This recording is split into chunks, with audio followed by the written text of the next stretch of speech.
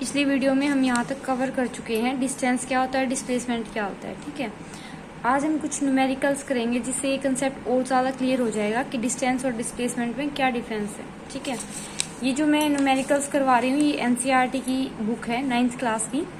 जो first numericals है इसमें फर्स्ट न्यूमेरिकल है वो क्या कहता है, object has move through a distance. Object किसी डिस्टेंस में मूव हुआ है, can it have zero displacement. क्या इसका डिस्प्लेसमेंट जीरो हो सकता है?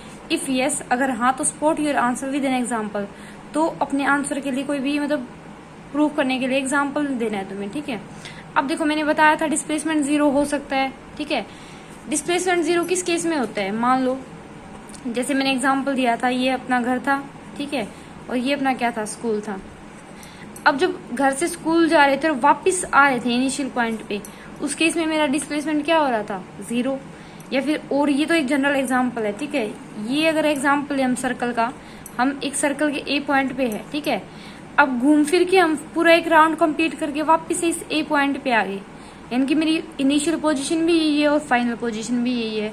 तो यहाँ पे मेरा डिस्प्लेसमेंट क्या हो जाएगा? जीरो। यहाँ डिस्प्लेसमेंट क्या हो जाएगा? जीरो हो जाएगा। ठीक है, इसके बाद नेक्स्ट में क्या कह रहा है, एक farmer move along the boundary of A square field.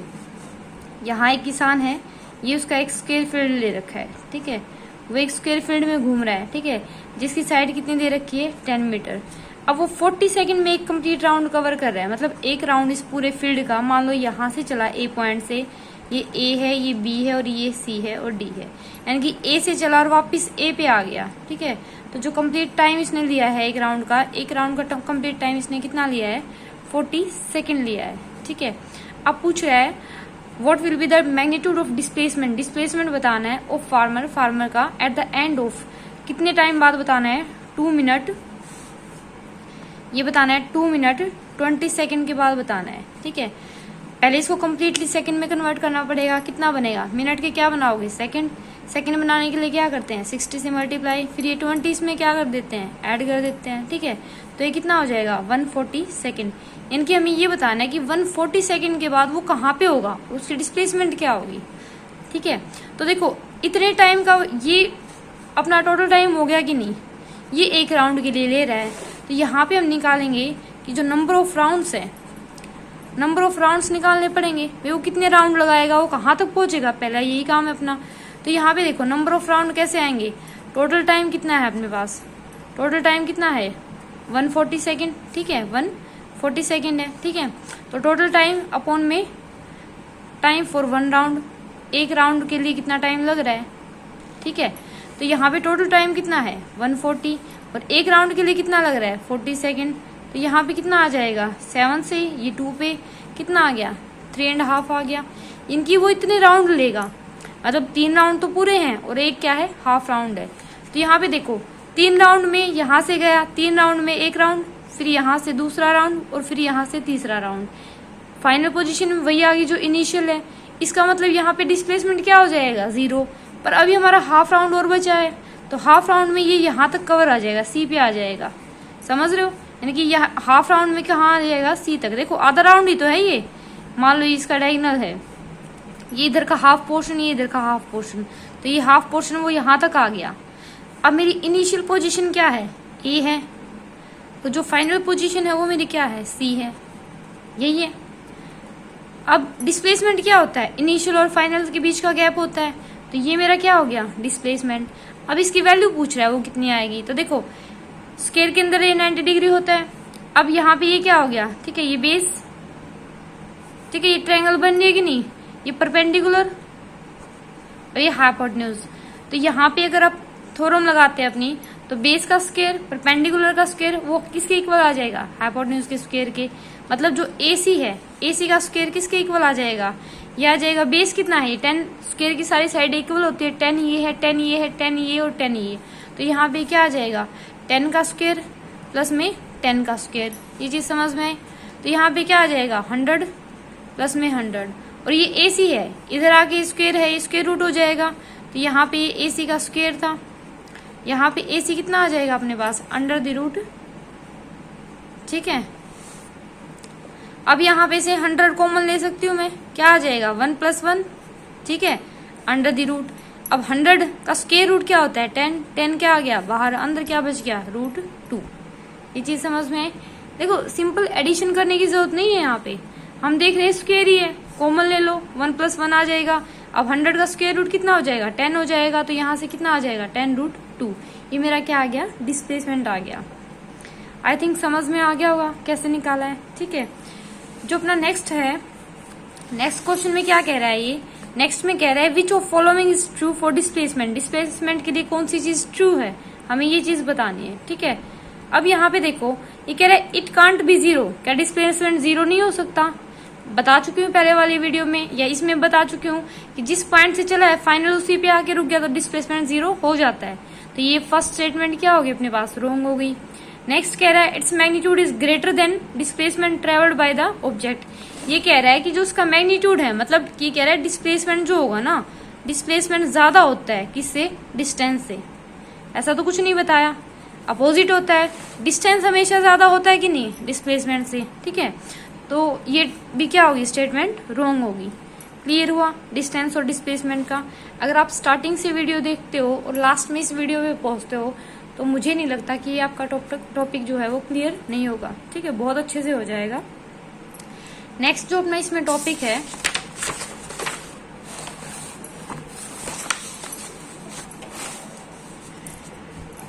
Next जो अपना टॉपिक है इसमें वो है अपना uniform and non uniform motion. Non uniform motion, देखो यूनिफॉर्म मोशन क्या होता है, यूनिफॉर्म का मतलब होता है एक समान, मतलब एक जैसा जो दिखे वो, ठीक है। देखो मान लो ये ऐसा ग्राफ दे रखा है तुम्हें, ठीक है, ग्राफ जो हम x और y में प्लॉट करते हैं, ठीक है। यहाँ पे डिस्टेंस दे रखी है, यहाँ पे क्या दे रखा है टाइम दे रखा है। ये कुछ ग्राफ इस तरह से दे दिया स्ट्रेट लाइन, ठीक है। स्ट्रेट लाइन जब भी होती है वो यूनिफॉर्म ग्राफ को दिखाती है, ठीक है। और जब भी यही चीज में डिस्टेंस है, मान लो यहाँ पे ये टाइम है, अगर ये कर्व आ गया, ठीक है, कर्व्ड आ गया, तो ये किसको दिखाता है नॉन यूनिफॉर्म मोशन को। समझते हैं कैसे, ठीक है।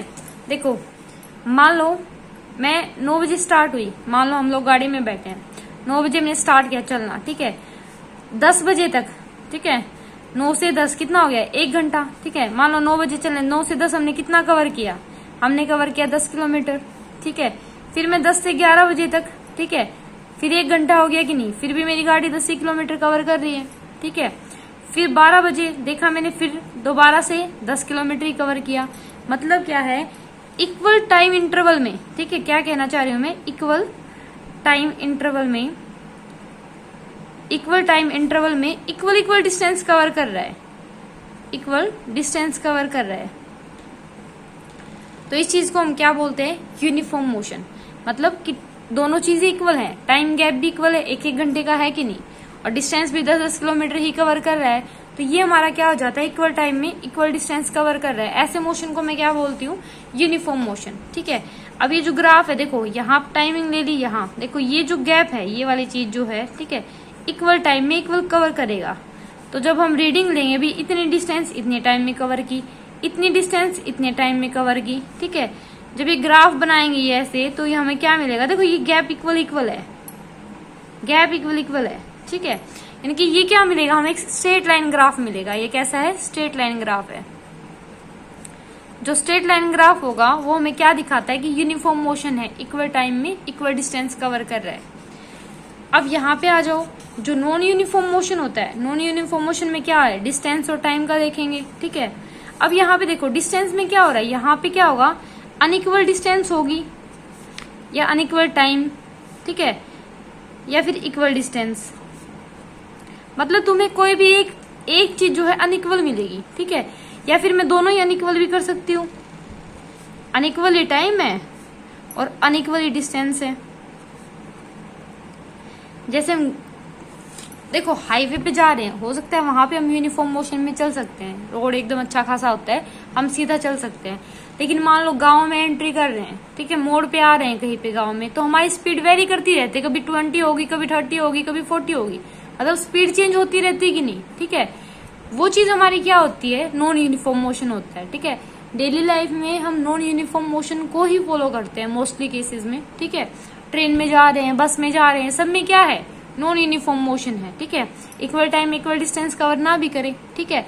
कई बार रोड स्मूथ होता है तो स्पीड से चलेगी गाड़ी, अगर रोड अच्छा नहीं है तो थोड़ा सा स्पीड कम हो जाएगी, मतलब वो कैसा आ जाएगा, नॉन यूनिफॉर्म ग्राफ, ठीक है, नॉन यूनिफॉर्म मोशन आ जाएगा।